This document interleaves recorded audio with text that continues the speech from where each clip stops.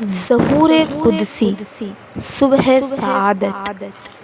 زندگی خواب ہے اور بہت سے خواب سچ مچ زندگی بن جاتے ہیں۔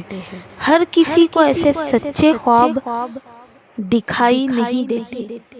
بہت سے لوگ خوابوں کو تصورات کی افسانہ طرازی اور اوہام کی بتگیری بتاتے ہیں، لیکن اپنی اپنی وسعت فکر و خیال اور دل و نگاہ کی پاکیزگی کی بات ہے۔ بعض خواب اوہام کی شیشہ گیری سے بلند ہوتے ہیں، حال و مستقبل کے برزخ کی اس طرح مثالی سیر کرائی ہے کہ آنے والے واقعات کا عکس آئینہ ادراک پر پڑنے لگتا ہے۔ یہ خواب دوسروں کی بیداری سے زیادہ سچے، کارآمد بلکہ مقدس ہوتے ہیں۔ اس دنیا میں بہت سے ایسے بھی ہیں جو جاگتے ہیں مگر ان کے دل سوتے رہتے ہیں۔ انفس و آفاق کی نشانی میں بھی انہیں ہدایت کا کوئی اشارہ نہیں ملتا۔ ماضی و حال کے واقعات کی رصدگاہ سے مستقبل کی ایک پرچھائی بھی ان کو نظر نہیں آتی۔ ساری زندگی بے خبری میں گزر جاتی ہے، مگر کچھ سعید روحیں عالم خواب میں بھی بیداری کی نعمتوں سے بہرہ مند ہوتی ہے اور مستقبل ان کے سامنے آپ آ کھڑا ہوتا ہے۔ آمنہ کو خواب نظر آنے لگے، نہایت ہی عجیب و مبارک خواب۔ کبھی یہ کہ بی بی آمنہ کا جسم خاکی یکبار کی آئینے کی طرح جھلکنے لگا اور روئے روئے سے سرد شعاعیں نکلنے لگی۔ کبھی کانوں نے سنا کہ بہشت کی حوریں، آسمان کے فرشتے اور مقدس روحیں مبارکباد دے رہی ہے۔ کبھی سوتے میں ایسا محسوس کیا کہ وہ اپنے نورانی اور شفاف جسم کے ساتھ بلندی پر ہے۔ اونچے سے اونچے پہاڑ پست نظر آتے ہیں، آمنہ کے تلوے ستاروں کو چھو رہے ہیں اور چاروں طرف تہنیت و تبریک کے زمزمے چھڑے ہیں۔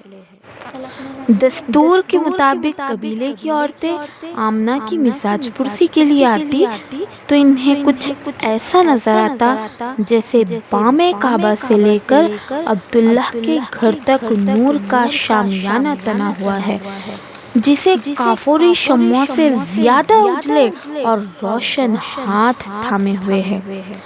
گھروں میں چرچے ہونے لگے کہ آمنہ پر آسمان کی نورانی دیویا بہت مہربان ہے۔ وہب کی بیٹی، عبدالمطلب کی بہو، عبداللہ کی شریک حیات اور ہونے والے بچے کی ماں آمنہ خود زہرا و مشتری بنی جا رہی ہے۔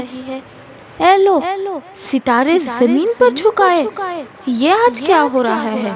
عبداللہ کی پھوپھی نے کہا، میں بھی یہی سوچ رہی ہوں کہ جتنی روشنی پچھلی رات ہے اتنے اجلے تو دن بھی نہیں ہوتے۔ ایک بوڑھی عورت نے جواب دیا۔ ام معبد، اور یہ کھنک ہوائیں، باد صبح گاہی کے جھونکے، نسیم سحر کی اٹکلیاں در و دیوار جھومے جا رہے ہیں۔ طائف کے سبزہ زاروں اور باغیچوں کی بھی میں نے صبح دیکھی ہے، پر آج کی صبح تو سب سے زیادہ عجیب ہے، اور خوشبو کی لپیٹیں جیسے یمن کا تمام عطر جمع کر کے کسی نے چھڑک دیا ہے۔ کاش اس رات کی صبح نہ ہوتی اور ہم سدا یہی منظر دیکھتے رہتے۔ تیسری عورت نے دوپٹے کا آنچل موڑتے ہوئے کہا، قریش کے جن گھرانوں میں لوگ آج جلد اٹھ بیٹھتے تھے وہ اپنے بتوں کو تھامتے تھامتے اور اٹھاتے اٹھاتے تھک جاتے تھے، مگر بت کسی طرح کھڑے رہنے کے لیے تیار نہ تھے۔ ان کی پیشانیاں آپ سجدے میں جھکی جا رہی تھی۔ آج کیا ہو گیا ہے میرے معبود کو؟ لیٹے جا رہے ہیں، گرے جاتے ہیں، شاید نیند آ رہی ہے، مگر بت تو سویا نہیں کرتے، کہیں مجھ سے ناراض تو نہیں ہو گئے؟ لاؤ پھر ایک بار خلوص عقیدت سے سجدہ کرو۔ بوڑھے قریشی نے دیوار کے سہارے کھڑا کر کے سجدہ کیا، اور پھر جو سر اٹھایا تو بت کا ماتھا بھی خاک پر رکھا تھا۔ اتنے میں ایک عورت دوڑتی ہوئی آئی اور بوڑھے کا ہاتھ تھام کر بولی، میرے ساتھ چل کر دیکھو، فریسہ کا معبود، ظہیر کا حاجت روا، قبیس کا بت اور خود میرا خدا سب کے سب خاک پر پیشانی کے بل گرے پڑے ہیں۔ اس پر بوڑھے عرب نے عورت کا ہاتھ جھٹک کر جواب دیا، میں خود اسی پریشانی میں مبتلا ہوں، میرے معبود کو نہیں دیکھ رہی ہو؟ خاک پر سر رکھا ہے، تم اپنے معبودوں کو سنبھالو، میں اپنے خدا کو تھامتا ہوں۔ یہاں عبد المطلب کے گھر میں آمنہ پر سرآمیز قنوت کی ستاری تھی۔ اسی عالم میں اس کے کانوں نے سنا، یہ اسماعیل ذبیح اللہ کی ماں ہاجرہ ہے۔ آواز تھوڑی دیر کے لیے رک گئی اور وقفے کے بعد زیادہ شیریں لہجے میں کسی نے کہا، ام احمد، دعائے ابراہیم مبارک۔ آمنہ، یہ عیسیٰ روح اللہ کی ماں مریم ہے، کنواری مریم، شہر جلیل کے مبلغ کی والدہ محترمہ۔ پھر دوسری آواز، ام محمد، نوید مسیحا مبارک۔ ابھی دن رات ملے جلے تھے، اس لیے کہ دونوں کی تقدیروں کو ایک ساتھ چمکنا تھا۔ سپیدہ سحر نمودار ہو ہی رہا تھا، گنچوں کی نازک پتیوں پر شبنم کے موتی ڈھلک رہے تھے۔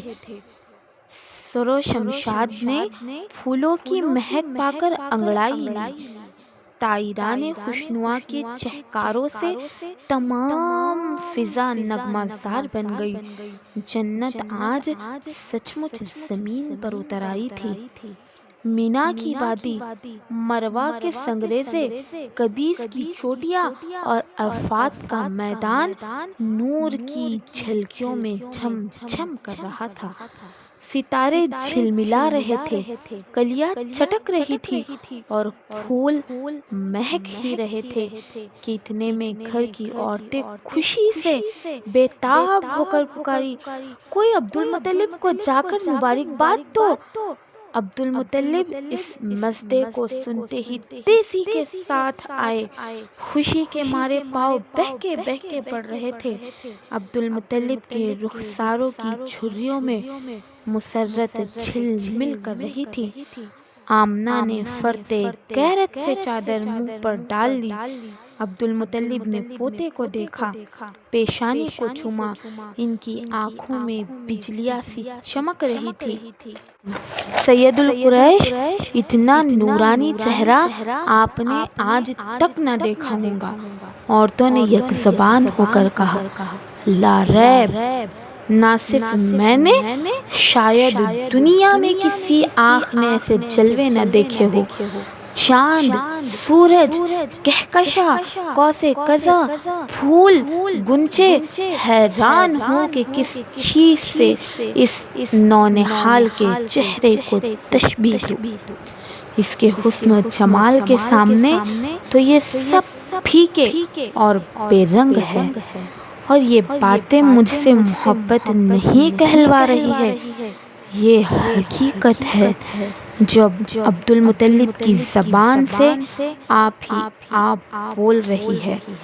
عبد المطلب کے جواب پر عورتوں میں باہم سرگوشیاں ہونے لگی، جیسے کوئی اپنے دل کی بات کہنا بھی چاہے اور کسی سبب سے کھل کر نہ کہہ سکے۔ کیا سرگوشیاں ہو رہی ہے؟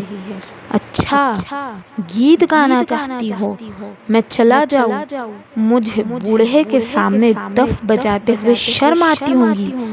عبد المطلب کے کہنے پر عورتیں بولی، یا ابا عبداللہ، رات ہم نے اپنی آنکھوں سے جو کیفیت دیکھی ہے، اگر کسی کے سامنے بیان کرے تو لوگ کہیں گے کہ یہ عورتیں دیوانی ہو گئی ہے، کسی نے ان پر جادو کر دیا ہے، ان کے دماغ میں خلل آ گیا ہے۔ رات کا سما لفظوں میں ادا نہیں ہو سکتا، وہ دیکھنے ہی کی چیز تھی، کہنے کی نہیں۔ اور کوئی کہنا بھی چاہے تو وہ کیفیتیں لفظوں میں کہاں سما سکیں گی۔ عبد المطلب نے مسکرا کر جانا چاہا۔ ابن عبداللہ کہا کرے اس ہاشمی نونہال کو، ایک خاتون نے دریافت کیا۔ اچھا نام ہے، نام کی طرف اشارہ ہے، بہت خوب۔ عبداللہ کے لختے جگر اور آمنہ کے نور نظر کا نام ہم نے رکھا احمد، اور ہاں محمد بھی۔ تمام دنیا میں تعریف کی جائیں گی میرے چاند کی۔ فضا میں ماں ایک دھیما سا غیبی نغمہ گونجا، زمینوں میں ہی نہیں آسمانوں میں بھی اس کی حمد و ثنا کے نغمے بلند ہوں گے۔ عبد المطلب کا جواب سن کر آمنہ کے ہونٹوں پر مسکراہٹ کھیلنے لگی، جیسے اس کی دل کی بات عبد المطلب کی زبان پر آ گئی۔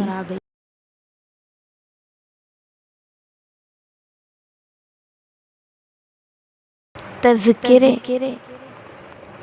کعبہ سے ہٹ کر کچھ دور پر جہاں عام الفیل میں ابرہہ کے لشکر نے حرم پر چڑھائی کے لیے آتے ہوئے آخری منزل کی تھی، چند دکانیں ہیں، کچی دکانیں اور خسپوش بھی، کسی کی محرابوں میں پکی اینٹیں بھی لگی ہیں۔ ان دکانوں پر گھریلو ضرورت کا سودا سلف ملتا ہے، آٹا، چاول، ستو، نمک، زیتون کا تیل، کپڑا سینے کا دھاگا اور فصل کی ترکاریاں اور پھل بھی۔ گاہک آتے ہیں، سودا لے کر چلے جاتے ہیں، اور دکاندار ان کے دوست احباب پھر باتیں کرنے لگتے ہیں۔ کچھ سنا تم نے عبید؟ عبد المطلب نے اپنے پوتے کے 2 نام رکھے ہیں، احمد اور محمد۔ ایک سانولی رنگت کے دکاندار نے کہا، بالکل نئے انداز کا نام ہے۔ میں انساب قریش کا ماہر ہوں، اور نہ صرف نسب نامے مجھے یاد ہے بلکہ عدنان کے حالات، مرہ کی زندگی، کلاب کی داستان حیات، لوی کے واقعات اور کسی کے کارنامے گن گن کر بتا سکتا ہوں۔ مجھے معلوم ہے کہ بنو بکر اور بنو تغلب کے درمیان جب اونٹ چرانے پر جھگڑا ہوا تھا تو کس قبیلے کے کتنے آدمی مارے گئے تھے۔ تمہاری اس خصوصیت پر تو بنو خزیمہ ناز کرتے ہیں۔ انہی لوگوں میں سے ایک بول پڑا۔ اس پر ماہر انساب مسکراتا ہے۔ آدمی تو آدمی، میں یہ تک بتا سکتا ہوں کہ امیہ جس گھوڑے پر چڑھا کرتے تھے اس کی نسل کے گھوڑے کہاں ہے، اور یہ ابو سفیان کے پاس جو تلوار ہے اسے نجد کے حاکم نے حرب کو کب اور کیوں دی تھی۔ یہی نہیں، خجوروں تک کے نسب مجھے یاد ہے۔ ارے صاحب، آپ تو اس بحر بے قرار کی شناور ہے، خطاب اس فن میں آپ کی برابری کرے تو کرے، اور تو کوئی مکہ میں آپ کے جوڑ کا نظر نہیں آتا۔ سننے والوں میں سے ایک نے کہا۔ ایک بوڑھے کے لہجے میں احساس فکر نے اور زور پیدا کر دیا۔ یہ جو مطالعہ کا باغ خوش ذائقہ کھجوروں کے لیے سارے حجاز میں مشہور ہے، اس کی نسل کا سلسلہ قبیلہ طے کے اس نخلستان تک پہنچتا ہے جو معرکہ فجار میں اجڑ گیا۔ کہو تو ملوک ہیرا کی داستانیں سنا دوں؟ قبطیوں کے عروج و زوال کی تاریخ بیان کروں؟ چچا جان، ابن عبداللہ کا ذکر ہو رہا تھا۔ اس پر بوڑھے نے گہری سانس لی۔ تیز اور مسلسل گفتگو نے اسے تھکا سا دیا تھا۔ بولا، میں یقین کے ساتھ کہہ سکتا ہوں کہ احمد اور محمد آج تک کسی قریشی کا نام سننے میں نہیں آیا۔ بالکل نیا نام، اچھوتا نام، مگر کتنا پیارا۔ اس نام کی طرف دل آپ سے آپ کھینچا جاتا ہے۔ اس پر ایک ادھیڑ عمر کا عرب جو رسی بٹ رہا تھا، اس کام کرتے میں باتیں بھی سنتا جاتا تھا، کہنے لگا، میری سوتیلی ماں ابن عبداللہ کو دیکھ کر آئی ہے۔ وہ بتوں پر ہاتھ رکھ کر کہتی تھی کہ اس قدر ہسمکھ، پیارا اور ہونہار اور خوبصورت بچہ میں نے آج تک نہیں دیکھا۔ آنکھیں کس طرح نظارہ کرتے کرتے سیر نہیں ہوتی، جی چاہتا ہے کہ بس دیکھتے ہی رہو۔ عبدالدار کے گھر والوں کو زبید کی خوبصورتی پر بہت ناز ہے۔ زبید واقعی بہت خوبصورت ہے، مگر آمنہ کے نور نظر کے طلوے اس زبید کے غالوں سے زیادہ روشن ہے۔ میں کہتی ہوں، عبد المطلب کے گھر میں اب چراغ جلانے کی ضرورت نہیں ہے۔ محمد کا چہرہ خود سراج منیر ہے۔ دارالندوہ میں بھی اعیان قریش اسی موضوع پر گفتگو کر رہے تھے۔ ان کی باتیں ابن عبداللہ کا ہر گھر میں چرچا ہے۔ جی ہاں، یہی حال ہے۔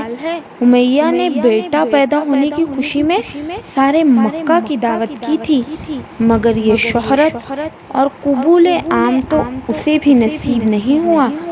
آج جب کعبہ کا طواف کر رہا تھا تو ابن عبداللہ کی پیدائش کے خیال کے ساتھ ہی مجھے ایسا محسوس ہوا جیسے کوئی میرے کان میں کہہ رہا ہے کہ عرب کی تاریخ کا سب سے زیادہ روشن بلکہ غیر فانی ورق الٹنے والا ہے۔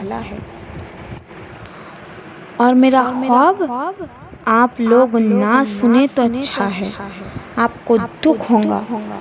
سب نے مل کر کہا، نہیں نہیں، یہ نہیں ہو سکتا۔ جب بات زبان پر آ گئی تو اسے کہہ ڈالنا ہی اچھا ہے۔ میں نے رات خواب میں دیکھا کہ میں شراب پینا چاہتا ہوں، مگر کسی نے میرے ہاتھ سے پیالہ چھین کر پھینک دیا۔ میں نے اپنے معبود یعقوب کو سجدہ کرنا چاہا تو ایک ہاتھ نے مجھے پکڑ کر سیدھا کر دیا کہ اب بتوں کی پوجا نہ ہوا کرے گی۔ سرداران قریش کے ماتھے پر پسینہ آ گیا اور میں نے اپنی داشتہ زہبہ کی طرف بڑھنے کی کوشش کی تو مجھے کسی نے جھٹکا مار کر پلنگ سے نیچے گرا دیا کہ ان بدکاریوں کو ختم کر دو۔ ایک بوڑھا قریشی جس کی بھویں تک سفید ہو گئی تھی، خواب بہت زیادہ خوفناک ہے۔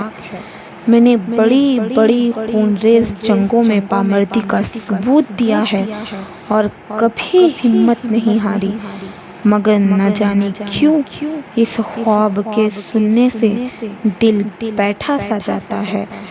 ہاتھ اٹھا کر عزا میرے دل کو سنبھال، لات مجھ میں جرأت پیدا کر، منات یہ ہم کیا سن رہے ہیں، تیری خدائی کے جھنڈے کہیں جھک نہ جائے۔ نوجوان عرب جوش میں آ کر اکڑو بیٹھتے ہوئے، کیسی بزدلانہ باتیں کر رہے ہیں ابو مرجان، بتوں کی توہین کا پہلو نکلتا ہے تمہاری گفتگو سے۔ میں ڈرتا ہوں کہ کہیں تم ہمارے خداؤں کے عذاب میں مبتلا نہ ہو جاؤ۔ ख्वाब की बातें सुनकर तुम्हारे छक्के छूट गए। तुम तो कहते थे कि बनी कनाना से जब लड़ाई हुई थी तो मुझे अकेले ने 20 दुश्मनों की तलवारें बेकार कर दी थी और मेरा घोड़ा बहुत देर तक लाशों पर दौड़ता रहा, मगर आज तो तुम्हारी मर्दानगी मफलूज हुई जा रही है। मालूम होता है तुम्हारे बाल धूप में सफ़ेद हुए हैं। जब ही तो ख्वाब व ख्याल को इतनी अहमियत दे रहे हो। मैं अभी अभी नायला की पूजा करके आ रहा हूँ। रास्ते में मेरी माशूका गजाला मिल गई। इसने तेज़ शराब के 2-3 प्याले पिला दिए। फिर इसकी छोटी बहन ने तरफा का ये शेर गाकर सुनाया, दिल की लगी शराब ही से बुझती है और कभी आतिशे दिल भड़क भी जाती है। इसी गाने बुझाने में ज़िंदगी का लुत्फ़ है।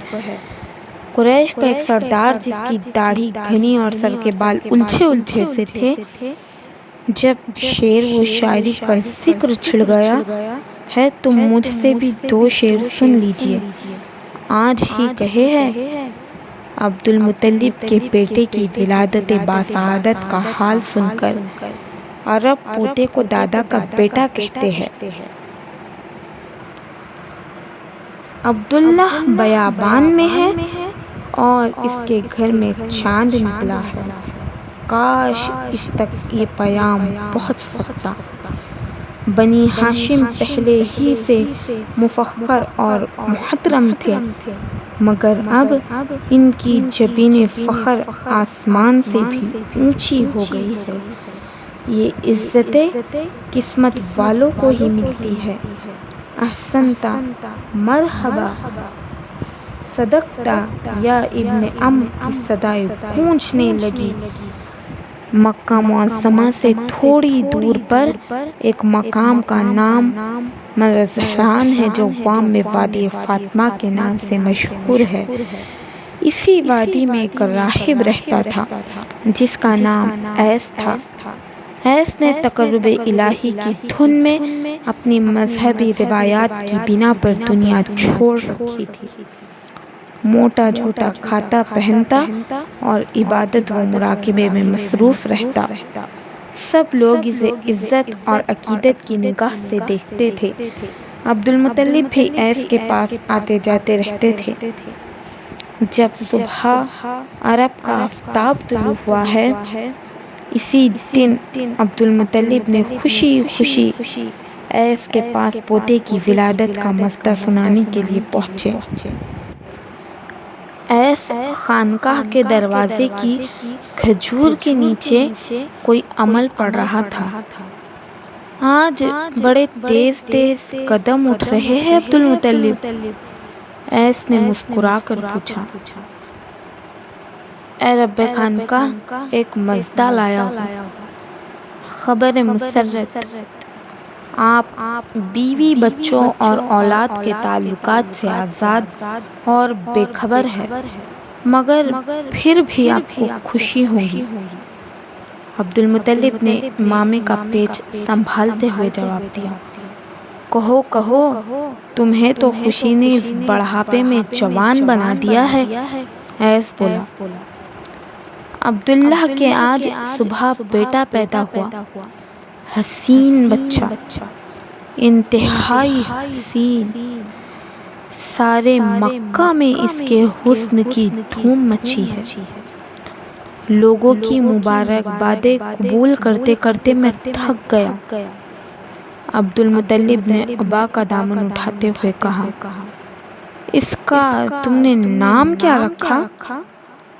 ऐसा राहिब ने दरियाफ्त किया, मोहम्मद।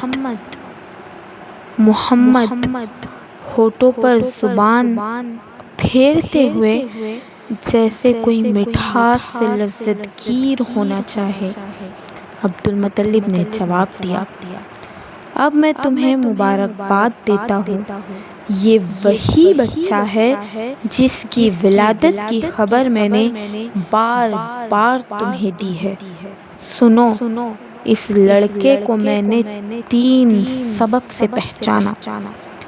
ایک تو یہ کہ رات ایک ستارہ طلوع ہوا جو اس سے پہلے کبھی نہیں دیکھا گیا۔ دوسرے ولادت دوشنبہ کو ہوئی۔